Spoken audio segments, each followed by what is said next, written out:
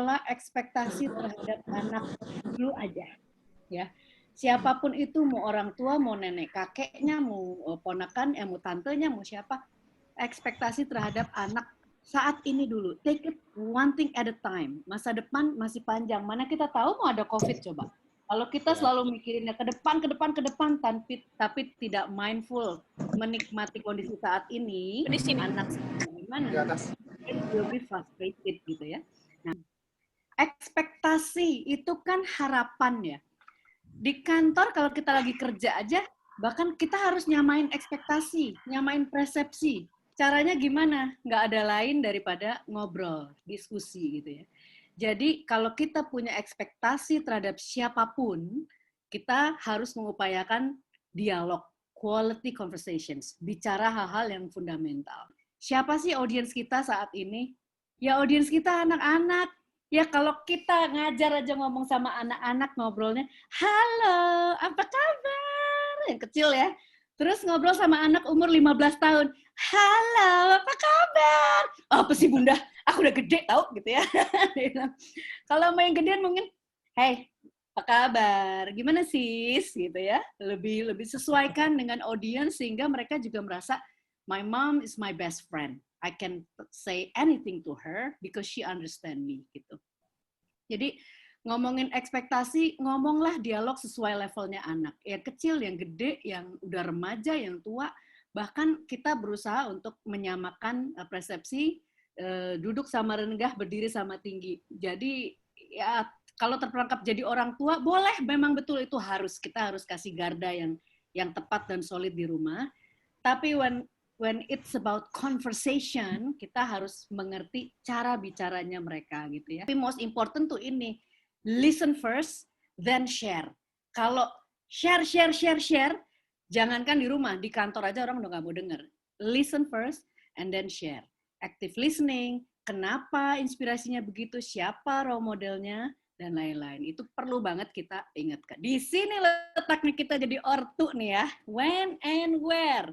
Sabar, be present, monitor growth with dialogue. Kita sudah punya anak yang akan jadi besar, nikmati saat ini sedang seperti apa, ikuti pola stage berpikir mereka saat ini, jangan buru-buru gitu ya. Nanti kalau udah kegedean, kamu cepet banget sih gedenya. Nanti kalau udah lulus, kamu nggak pulang-pulang. Wah, kata Tuhan, kamu dikasih proses, nikmati prosesnya. Bila mereka sedang masih kecil, kita sudah di masa produktif yang sibuk, ingat, why do you work for? For home kan pada dasarnya gitu. Kadang-kadang kita sibuk kerja buat apanya lupa, yang penting kerja padahal buat di rumah gitu. Sehingga dibawa kemarahan, kekesalan di rumah. Padahal they are the reason for us to work so hard gitu. Tapi aku juga mengerti bahwa untuk bisa jadi positif, happy, ngejalaninnya, kita harus mengelola energi di dalam diri. Energi adalah determination, keinginan, dan antusiasme untuk melakukan sesuatu. Antusiasme itu adalah pola berpikir kita, pola hati kita, inspire actions, dan emosi yang paling menular. Ekspektasi terhadap anak boleh, ekspektasi terhadap diri lebih penting. Karena when you're happy, your family happy, and their future juga akan tertata sesuai dengan bagaimana kita sebagai orang tua menjaga dan membina foundations di keluarga. Ya, makasih Kak Gita untuk informasinya dan cukup memberikan motivasi nih, insya Allah ke semua bunda dan peserta yang hadir sekarang ini. Tadi sudah ada pertanyaan yang masuk, tapi kita tahan dulu sampai Kak Resa menyampaikan pidato kenegaraannya. Kenapa saya suka naik gunung, kenapa suka main di sungai, bertualang entah kemana, lokasi baru bersama teman-teman dan orang-orang baru. Ternyata ada di situ ya lingkarannya ya Kak Gita ya. Itu membuat kita lebih hadir gitu loh. Ada istilah juga kalau sama teman-teman yang suka jalan bareng itu, ketika kita berada di alam, panca indera dan rasa kita itu akan semakin peka gitu. Nah itu yang membuat saya selalu kecanduan buat bertualang. Kisah ini adalah kisah tentang seorang raja dan permaisurinya yang tinggal di sebuah negeri yang sedang bertumbuh. Kerajaan ini adalah sebuah kerajaan yang punya potensi luar biasa, tapi raja ini punya kemauan dan kemampuan yang sangat keras, sehingga potensi-potensi itu bisa terpenuhi. Nah, saking raja ini suka kerja keras, dia lelah. Kalau kata Kak Gita tuh physically tired ya tadi ya. Jadi moodnya jelek. Nah, untuk membangun kembali moodnya, suatu malam raja ini duduk di teras istana, kemudian dia memandang ke atas langit, dan kemudian dia bernyanyi.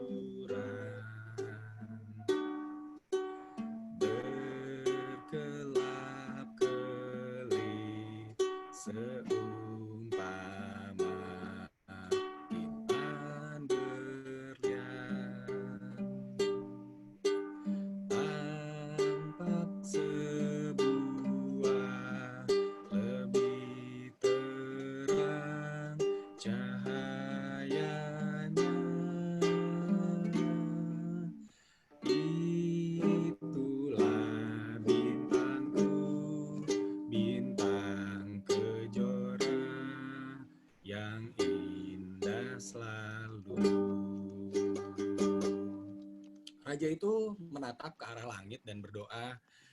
Dalam letihnya dia ingin mendapatkan satu kebahagiaan. Dia menatap langit, kemudian dia tertidur di teras istananya. Keesokan harinya, si raja itu terkejut. Saat dia bangun, dia melihat 3 telur besar yang ada di pangkuannya. 3 telur ini dia pegang dan dia bawa ke hadapan permaisurinya. Permaisuriku, lihat ada 3 telur besar di atas pahaku. Dan ini adalah sebuah hadiah dari langit. Raja ini sangat bahagia. Dan permaisurnya juga sangat bahagia karena dia tahu sang raja sangat lelah mengelola kerajaannya. Sang raja sangat lelah mengurus kerajaannya. Dan ketika itu, si raja punya ide. Oke, karena tugasku masih banyak sebagai raja, 3 telur ini akan kuserahkan kepada orang-orang yang tepat untuk mengurusnya. Telur pertama diserahkan kepada seorang petani. Petani yang merupakan kepercayaan raja. Telur ini diberikan kepada petani itu dan raja berkata, petani yang hebat, kamu telah banyak membantu untuk menanam pohon-pohon, menanam tanaman, sehingga kerajaan ini tercukupi pangannya. Dan ini ada satu hadiah, aku mendapatkan hadiah ini dari langit. Tolong kau jaga dan kau rawat. 1 telur diserahkan kepada petani. Telur yang kedua, raja diiringi dengan panglima dan pasukannya berjalan melintasi beberapa gunung dan bukit, akhirnya bertemu dengan seorang peternak. Peternak ini juga punya jasa yang sangat besar. Peternak ini mendapat kepercayaan untuk mengurus 1 butir telur dari sang raja. Dan raja pun menyampaikan hal yang sama, seperti yang ia sampaikan kepada seorang petani tadi. Dan yang terakhir, telur ketiga, raja berjalan kembali menyusuri beberapa gunung dan tiba di sebuah tempat yang di sana ada 1 buah gubuk yang terbuat dari kayu, atapnya jerami, dan di dalamnya ada seorang yang bertubuh sangat kuat. Dia adalah seorang pemburu yang paling hebat di kerajaan itu. Dan dia adalah kepercayaan sang raja. Telur ketiga ini diserahkan kepada pemburu dengan pesan yang sama. Ketika itu raja pulang. Dalam perjalanannya pulang, raja tersenyum dan dia membayangkan, beberapa bulan lagi, beberapa tahun lagi aku akan punya sesuatu yang luar biasa. Dan ketika dia tiba di rumah, muncul sebuah keinginan. Hei, aku sangat sibuk mengurus kerajaan ini. Alangkah indahnya jika aku sampai ke istana bersama permaisuriku, aku mendengarkan suara kicau burung yang merdu. Itu pasti akan membuatku sangat senang, bertenaga, dan lebih bersemangat untuk menjaga negeri ini, untuk mengelola potensi negeri ini. Semoga telur-telur itu adalah telur burung yang kelak ketika menetas dia akan punya suara yang sangat merdu. Bulan demi bulan berlalu, raja bersama pasukan dan panglimanya datang ke tempat petani. Di tempat petani itu, raja bertanya, "Hei petani, gimana telur yang tadi aku berikan kepadamu, yang beberapa bulan yang lalu aku berikan kepadamu? Ah, apa yang terjadi saat ini?"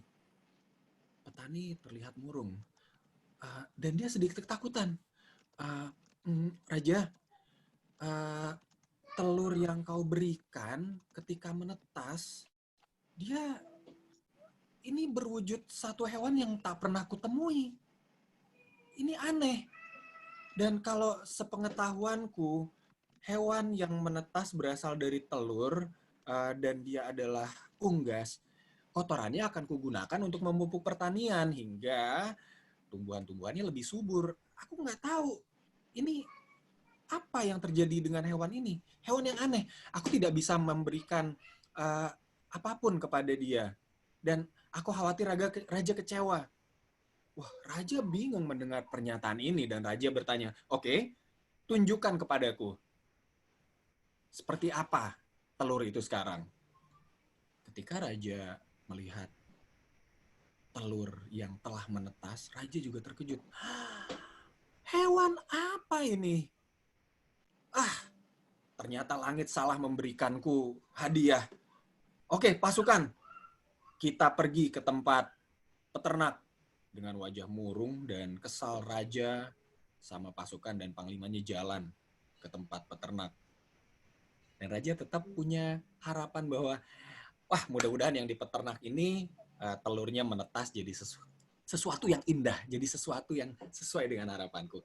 Kemudian peternaknya sudah menunggu di depan pagar peternakannya. Dia tahu bahwa hari itu raja akan datang.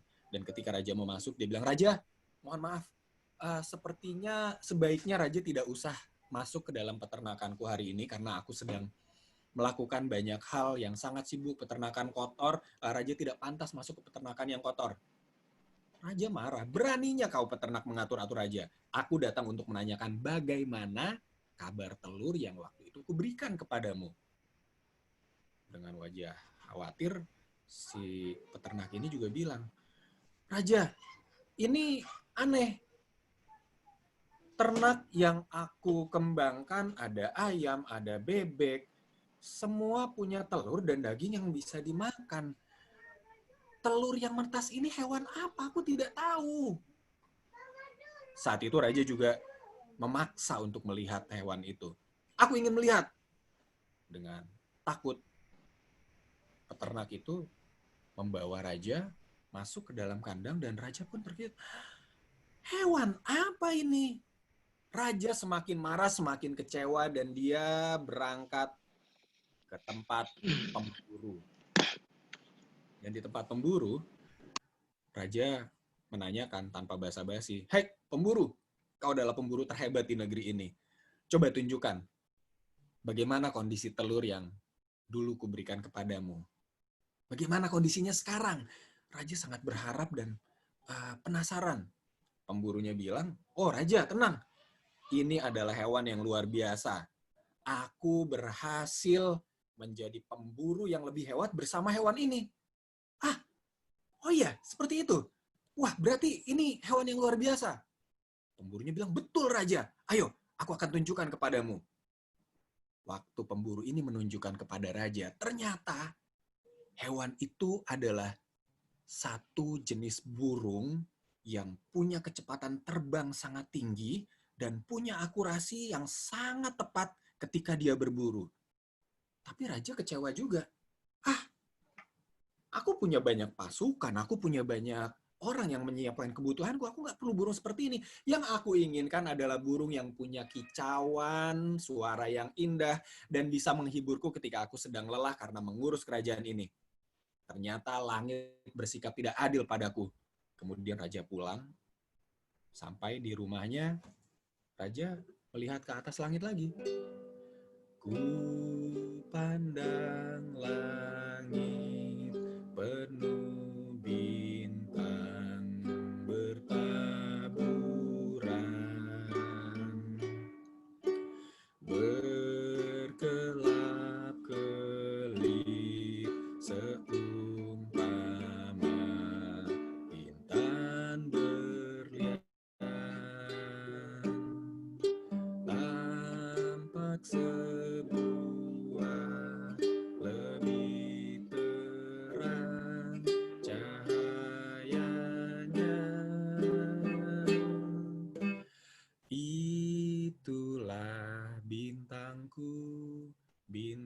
bintang kejora yang indah selalu.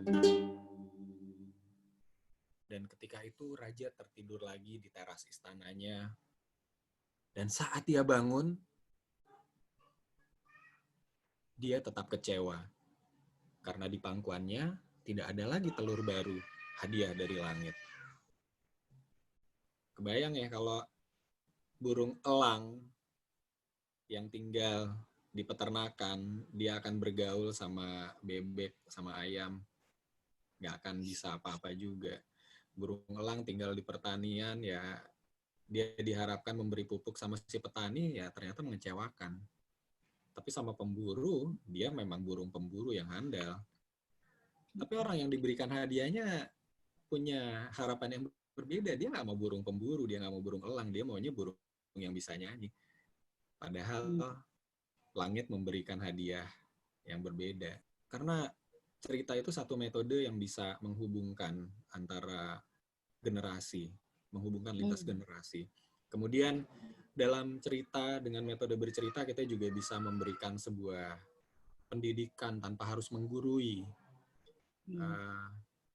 Ya, mungkin salah satu keajaiban cerita itu. Dan saya punya pengalaman yang sangat luar biasa dengan dongeng dan cerita. Makanya saya selalu punya energi untuk menghidupkan itu kembali.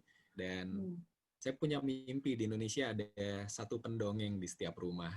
Sini sudah ada 3 pertanyaan ya yang masuk melalui chat. Saya kasih kesempatan lagi untuk peserta yang lain. Di sini pertanyaan sudah masuk, ada 3, semuanya ditujukan ke Kak Gita. Kak Resa mohon bersabar ya, belum ada yang nanya dulu. Saya bersantai dulu.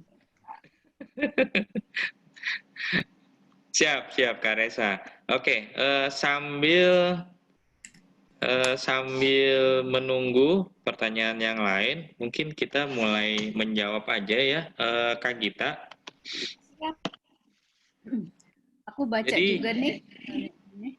Siap, aku bacain lagi atau gimana ya Kak Gita? Aku bacain aja ya Kak Gita ya. Boleh? Siap. Jadi dari Dina Subekti, ada pertanyaan, ekspektasi apakah tergantung dengan kondisi dan suasana? Kita langsung menjawab tanyaannya Kakak Dina. Benar nggak sih ekspektasi sesuai sama suasana dan kondisi? Itu benar banget dan aku setuju banget. Karena contoh kondisi pandemi ini contoh kondisi yang kita pun tidak pernah sangka ya. Kita kadang punya harapan, ekspektasi dan menganggap bahwa itu harus terjadi, bisa terjadi gitu. It's good to be very optimistic, tapi it's more important to be flexible. Gitu. Kak Gita, selanjutnya dari, ini misterius nih Kak Gita. Pertanyaannya, bagaimana mengelola energi yang ada menjadi sebuah energi positif? Oke. Aku senang pertanyaan ini karena positivity itu salah satu yang aku suka dan aku dalami sejak tahun 2003 sebagai diri sendiri ya. Jadi di energy managementku sebetulnya ada. Jadi how can we convert pikiran yang negatif atau energi menjadi energi yang lebih banyak positif? Yang pertama itu tahu apa yang what energized you. Apa yang bikin kita happy dan senang di hal yang paling simple. Nomor 2, kalau banyak sekali aktivitas, increase your break. Selalu ada waktu istirahat yang cukup gitu. Ketiga, self reward gitu. Memberikan positivity kepada diri kita. Kalau kita udah capek, ya mandinya agak lama, biar segar gitu ya, pijat dan lain-lain. Kalau konteks kantor sedikit berbeda, mungkin reward setelah capek gitu ya. Tapi kalau untuk kita di rumah WFH, sisihkan waktu untuk kasih reward lah, kasih apresiasi ke diri kita gitu. Itu yang sering lupa banget. Schedule activity you love. Kalau hal-hal yang kita sukai itu kita berikan waktu gitu. Hal yang kita sukai yang berupa hobi, kita kasih waktu, kita investasi waktu, investasi biaya dan lain-lain bisa menjadi profesi. Yang terakhir, share to a coach, share kepada seseorang. Nah, kenapa ini menjadi positif? Karena kita, aku percaya sehebat-hebatnya kita selalu ada orang yang bisa melihat dari sisi yang berbeda gitu ya. Dan itu akan memperkaya betapa hal yang kita lihat nih kalau rasanya kok miring ya, gue nggak senang ya, tanya deh sama orang. Dan lately, aku senang Rumah Cerita Anak, kenapa? I always ask my niece, yang kecil-kecil umur 12, umur 7, kenapa ya tatah rambutnya ini ya? Ya dia punya jawaban yang aneh-aneh dan sangat menyenangkan, yang kita nggak pikir. Kita terlalu dewasa untuk berpikir hal yang out of the box gitu.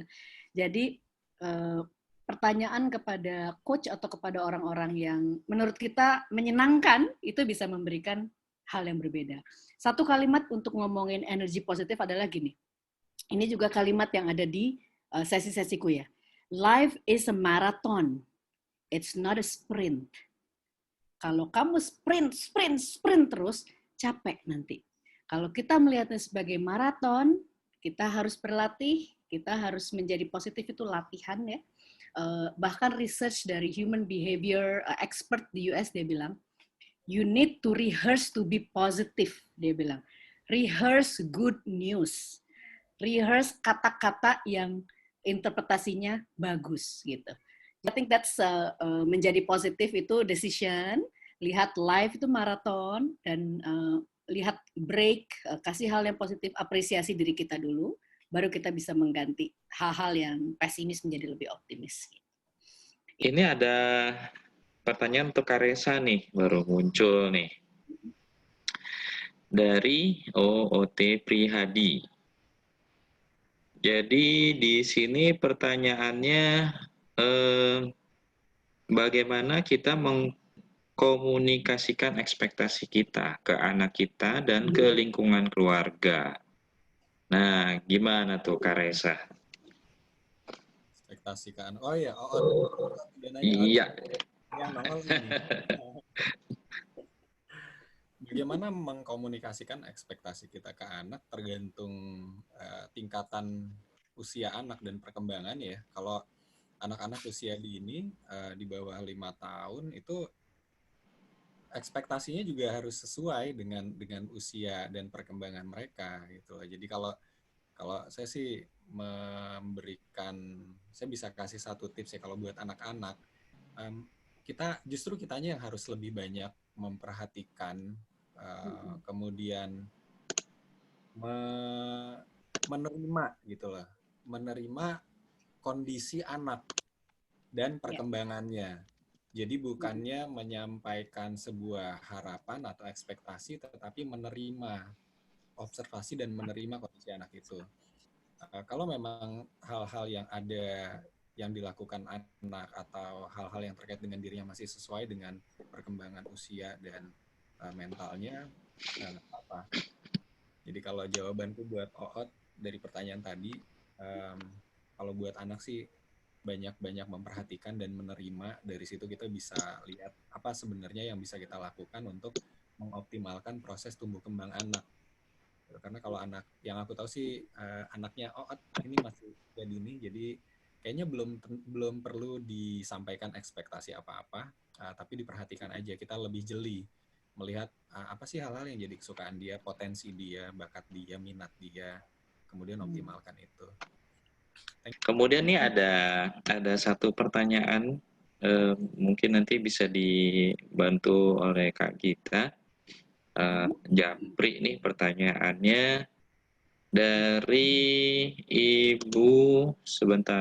Ibu Haja Rusmiati. Selamat sore Bu Haja Rusmiati. Terima kasih sudah join jauh-jauh dari Sumatera. Jadi pertanyaannya begini Kak Gita, bagaimana energi positif untuk memotivasi anak dan cucu? Best way to give positive energy ke anak dan cucu itu adalah role modeling. Lots of smile, lots of happy gesture, cara kalau aku lihat ya, ini ibu juga smile, pakai lipstiknya merah, bajunya juga colorful, itu aja udah bikin adem, bikin happy gitu. Jadi saya juga selalu bilang sama mamaku ya, kalau sama cucu, santai aja, banyak senyum, ngobrolin hal-hal yang menyenangkan buat diri kita, dan ajak mereka bercerita tentang diri mereka gitu. Waktu anak menceritakan tentang dirinya kan mereka selalu dalam keadaan yang wah gitu ya.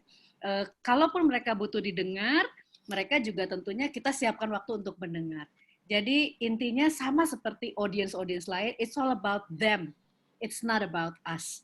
Kita kasih kesempatan mereka berekspresi, kita ada buat mereka. Itu akan menularkan energi positif dan melihat, oh, ibu atau eyang atau nenek itu selalu ada buat aku dan dia selalu senyum gitu, dan itu that's how my grandmother to me gitu ya. Jadinya terpatri seumur hidup gitu. Jadi penting banget untuk mengekspos kondisi dan situasi yang menyenangkan dan positif buat anak, begitu pula buat kitanya gitu ya.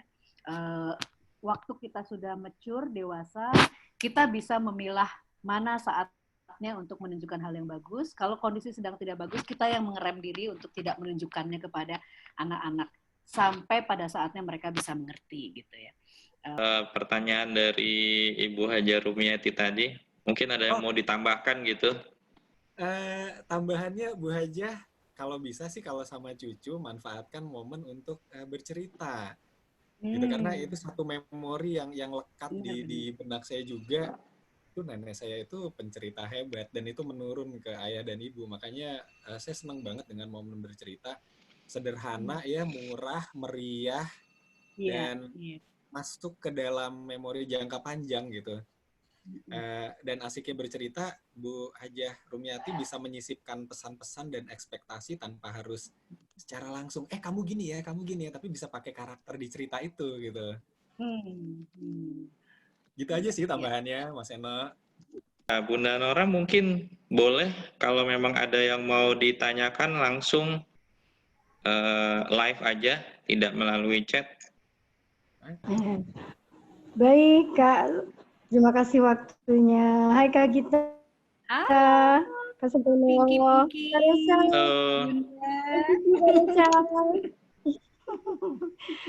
Baik. Yang mau saya tanyakan mengenai mendongeng nih, Kak Resa.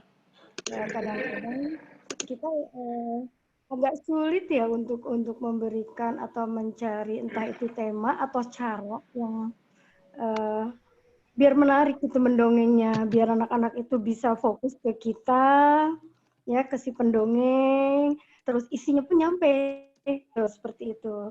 Boleh dong Kak tipsnya? Nah, terima kasih. Terima kasih Bunda Nora. Sama-sama. Terima kasih ya Bunda Nora. Mas Eno, aku langsung jawab ya Mas Eno ya? Iya, langsung Kak Reza, silakan.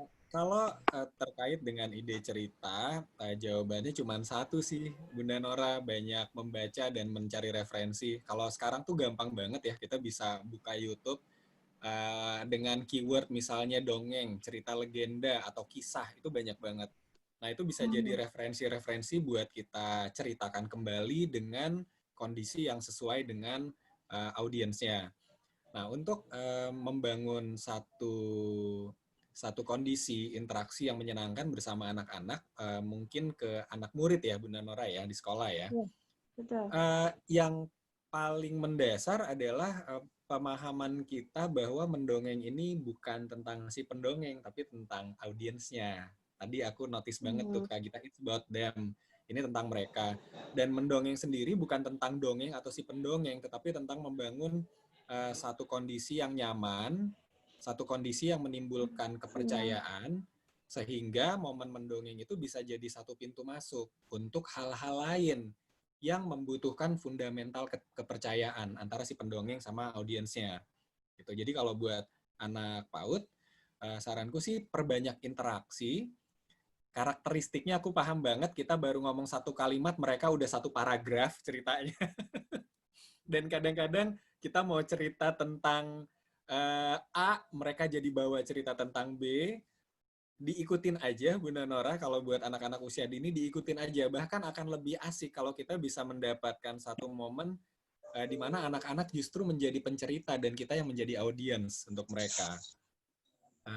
Jadi manfaatkan saja momennya ketika mereka mau bercerita, lepas itu berikan kesempatan, dan nanti setelah mereka selesai menyampaikan apa yang mereka inginkan, kita bisa bangun satu sesi dialog yang lebih mendalam. Kita bisa jadi lebih mengenal anak-anak itu. Nah, kalau untuk teknik mungkin perlu ada tips dan waktu yang agak lama. Nanti kita akan sharing lain waktu ya. Terima kasih atas partisipasinya para peserta yang sudah join di kegiatan sesi sharing ini. Mudah-mudahan ada manfaatnya. Saya ucapkan juga Kak Gita dan Kak Resa atas waktunya untuk sharing bareng dengan kami dan menjawab semua pertanyaan-pertanyaan. Mungkin belum semua kali ya, coba nanti saya cek lagi. Yang belum terjawab pertanyaannya gimana ya, nanti di Instagram Rumah Cerita Anak nanti coba kita buat kesimpulan dari pertanyaan-pertanyaan tadi. Lalu kalau dari sesi ini mudah-mudahan semuanya Bunda memahami dengan clear dan jelas maksud dan tujuannya, semoga bisa diaplikasikan. Yang tadi kita bisa lihat dari Kak Gita bagaimana kita untuk menyalurkan atau mendeliver ataupun menciptakan energi-energi yang ada dalam diri kita, yang kita bisa salurkan kepada orang lain, dalam hal ini khususnya kepada anak ataupun anggota keluarga kita yang lain. Kemudian dalam hal penyampaian, tadi Kak Resa sudah sampaikan juga perihal mendongeng. Jadi sebenarnya mendongeng itu mungkin kalau saya lihat bisa, semua orang bisa kali ya melakukan mendongeng. Tinggal bagaimana itu tadi untuk membangun kondisi supaya orang di sekitar kita yang kita ajak berbicara atau kita ajak mendongeng itu merasa nyaman. Jadi energinya, jadi di situ juga tercipta tuh energi positif yang bisa disebarkan. Lalu juga message apa yang nanti akan disampaikan kepada baik itu anak ataupun cucu gitu ya, itu bisa mudah dicerna oleh mereka. Kurang lebih kesimpulan saya seperti itu. Terima kasih kembali Kak Resa, Kak Gita, dan para peserta semuanya. Mohon maaf saya tidak bisa sebutkan satu persatu. Insya Allah sesi ini bisa kita lanjutkan lagi dengan pokok bahasan yang lain yang lebih mengena dan bermanfaat, dan insya Allah waktunya bisa lebih panjang lagi. Saya ucapkan selamat sore. Wassalamualaikum warahmatullahi wabarakatuh. Salam sehat selalu. Pakai masker, jaga kesehatan, jaga jarak. Terima kasih.